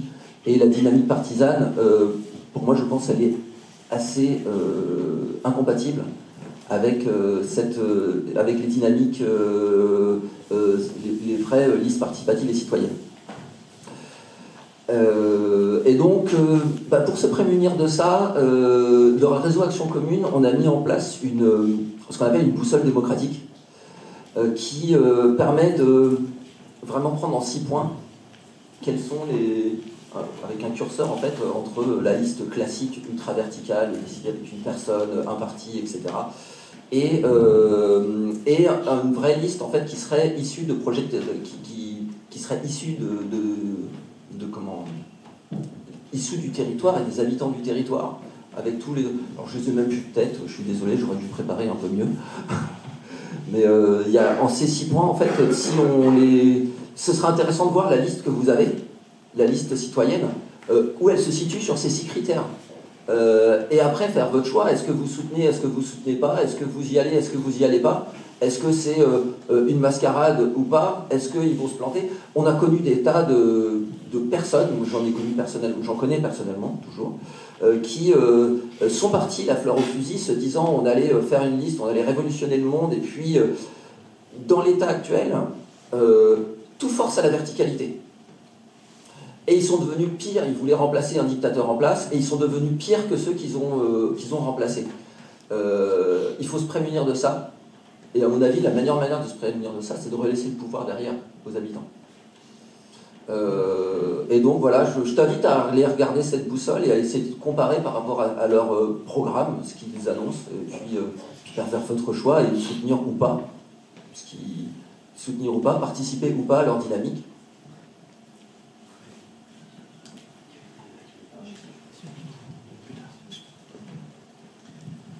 Oui, effectivement, il faut voir en fait qui est-ce qu'il y a dans cette liste citoyenne et qu'est-ce qu'ils ont d'une part comme programme, et puis aussi qui est-ce qui est là. Parce que si c'est des partis, ils vont utiliser évidemment le label liste citoyenne pour faire des calculs d'apothicaire d'électorat. Pour à la fin, ce qui les intéresse aussi, c'est changer la société, mais dans une perspective centraliste, c'est-à-dire prendre les postes à l'intérieur des institutions et proposer une transition à froid. Mais c'est toujours dans une pensée de parti.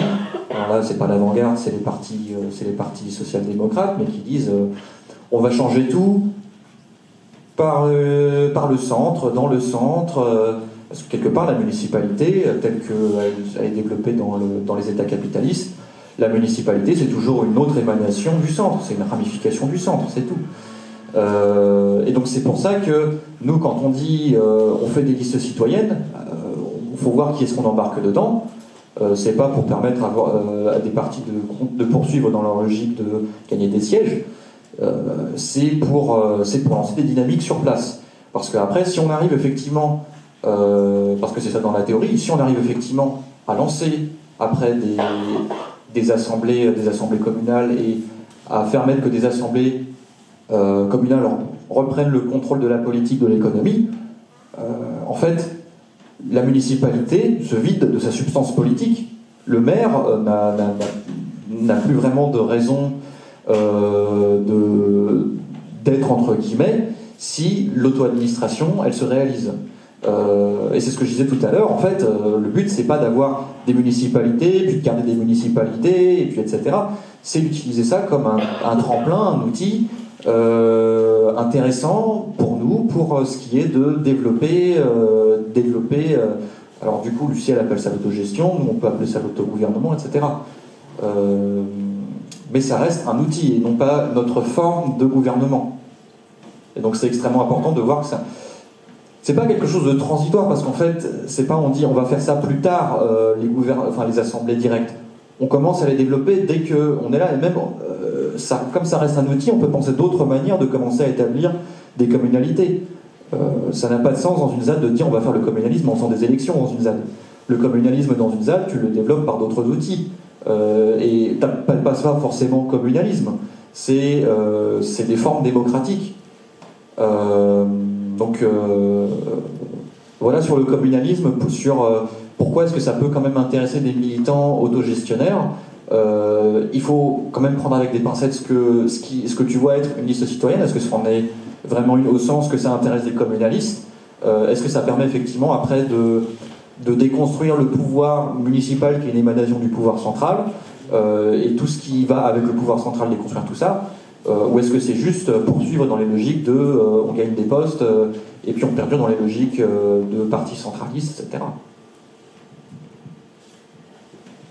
Ouais, et du coup, moi, est-ce que ça rejoint un peu ce que tu disais je suis d'accord qu'il n'y a pas que la question du travail, mais du coup, moi, j'ai le sentiment que je serais plus intéressé à dévouer mon temps à élargir le champ syndical, que le champ syndical ne soit pas bloqué sur la question du travail uniquement, et puisse prendre en compte les autres aspects de la vie sociale des travailleurs, et que ce soit par ce biais-là qu'on puisse réaliser une structure fédérale, plutôt, parce que pour moi, en fait, si tu es attaché à la charte d'Amiens, le syndicat sera l'endroit qui réalisera la société future, en fait, la gestion, l'autogestion économique de la... Et pour moi, c'est déjà tellement de temps d'aller convaincre des camarades plutôt issus de la tradition marxiste-léniniste de changer des pratiques, d'inclure des pratiques autogestionnaires, mais il y a des vrais changements, enfin, vraiment, il s'est passé des choses. Ça a plus de sens de dévouer mon temps à ça, et même stratégiquement, que d'aller dévouer mon temps à me farcir la technocratie française, toutes ces normes super complexes, puisque mon but de toute façon est d'abattre ces normes, et d'abattre les structures d'État pour que on puisse construire quelque chose et se doter les moyens de cette construction. Voilà, c'est la différence, c'est les 5% de différence que les camarades... Ouais. Bah, je réponds du tac au tac, c'est qu'effectivement, l'investissement, il se fait pas. L'investissement politique du communaliste, si j'étais du coup dans ta situation, pour moi, évidemment que ça se réduirait pas à on essaye de gagner une municipalité. Et même si on voit dans un territoire qu'on est dans un territoire où on ne gagnerait pas les élections, parce que c'est un territoire qui est très marqué par un électorat fascisant, par exemple, ou très marqué à droite, très propriétaire, etc., et qui ne va pas être perméable, et on sait qu'on est minoritaire, on va se concentrer sur des projets d'autogestion, par exemple, ou développer du communalisme autrement. Si cet outil-là ne marche pas, il faut faire d'autres choses. C'est évident, il y a d'autres outils. Maintenant, voilà, ça c'est aussi le cadre de PEP, c'est que on fait du communalisme par la municipalité, enfin on utilise l'outil de la municipalité parce qu'on peut. Mais il y a aussi la place de comment est-ce qu'on fait pour développer le communalisme aussi dans d'autres champs et dans d'autres voies. Et donc par exemple, il y a aussi une réflexion sur le syndicalisme à PEPS. Comment est-ce qu'on l'utilise dans une perspective communaliste? Parce que l'autogestion, du coup, économique, ça entre dans notre cadre de pensée. Et donc il y a un réseau éco-syndicaliste qu'on est en train de développer, qui a vocation à penser du coup la lutte syndicale à l'intersection de différents problèmes. Donc, et d'ailleurs c'est ce dont parlait Patrick tout à l'heure, repenser en fait comment est-ce qu'on articule idéologiquement le syndicalisme, pas seulement du coup sur une lutte sociale et économique, mais aussi dans une perspective de on se fait détruire évidemment socialement et économiquement par le capital, mais on se fait détruire. L'humanité se fait détruire une deuxième fois par le capital, parce qu'il détruit la nature et donc aussi les conditions de possibilité de la vie humaine sur Terre, par son activité économique, exploitante, etc. Donc ça passe pas seulement, enfin j'insiste vraiment là-dessus, nous on n'est pas pour gagner des municipalités à tout prix. Voilà. C'est un outil. Et on peut très bien s'en passer, à la limite.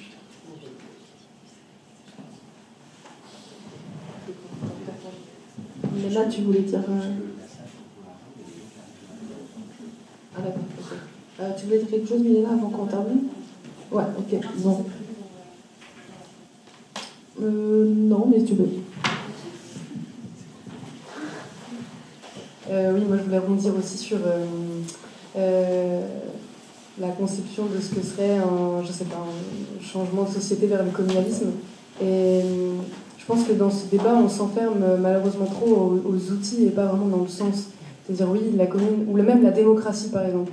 Parce que l'État ou même le capitalisme, c'est pas seulement un pouvoir logistique ou un pouvoir économique, mais c'est vraiment une hégémonie culturelle, c'est vraiment une hégémonie idéologique. Et donc là, même quand on discute, on voit à quel point cette idéologie nous retourne la tête. Enfin, moi, quand j'entends parler de démocratie et du coup le pouvoir à la majorité, pour moi, c'est pas ça la démocratie. Et je pense que c'est important aussi de le préciser qu'il y a d'autres manières de comprendre la démocratie. Mais peut-être ça pourrait être aussi une ouverture pour un prochain débat. Mais du coup, pour reparler de ça, je pense que la démocratie, c'est littéralement ce que ça veut dire. C'est le pouvoir au peuple, et que c'est pas juste à travers des outils d'élection directe, mais qu'en fait, c'est une conception qui est profondément philosophique et idéologique. Et donc, on parle rapport à la nature qui est différent, de rapport aux femmes qui est différent, de conscience démocratique qui s'acquiert, encore une fois, par l'éducation et la prise de conscience de qui sont les autres. Par exemple, quand on vit dans une grande ville et que les gens ne se parlent pas dans la rue, et que quelqu'un peut mourir sur le trottoir, personne ne regarde. Pour moi, en fait, commencer par la conscience démocratique, ça passe par là. En fait, pourquoi est-ce qu'on a des problèmes d'individualisme qui se reflètent ensuite à l'échelle de nos expériences communales, des contradictions qu'on rencontre entre la vision communale qu'on a et l'expérience concrète face à une population qui est, entre guillemets, plus assez éduquée ou qui a plus sa conscience démocratique. En fait, ça passe par un changement idéologique et qui doit du coup remettre le débat au cœur le sens de ce qu'on met derrière les mots, de ce qu'on met derrière nos idées. Sinon, juste, on va se tromper d'ennemis, on va se tromper d'objectifs, on va créer peut-être 1000 structures, 1000 coopératives, mais la population, la société n'aura pas changé. Et du coup, là-dessus, on va terminer en disant que les objectifs révolutionnaires, les objectifs communalistes, ça se constate seulement à travers à quel point on a réussi à conscientiser la population, à quel point on a réussi à créer une société qui est en fait morale et politique, et non pas combien de coopératives et combien de mairies on aura réussi à prendre.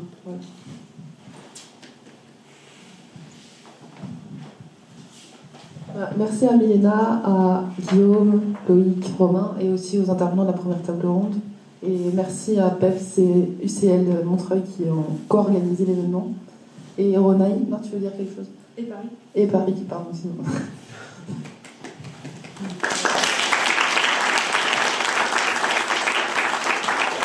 Les travailleurs aiment leur travail quand ils peuvent l'aimer. Quand le travail est fait par eux, pour eux et pour le bien commun.